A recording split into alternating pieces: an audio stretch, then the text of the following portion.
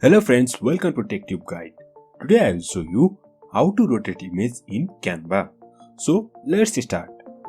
First of all, let's open Canva. After that, let's go on this one, Facebook post.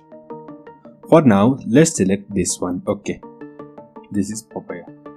Then if I want to rotate this, first of all, click on image you want to rotate. Then over here is this circle. Then click here and you can drag. In this way we can rotate image in Canva. Also we can rotate and resize in same time by just clicking on this rotate button and shift, and then we can drag this like this. Okay, if you like this video, please like, share and subscribe.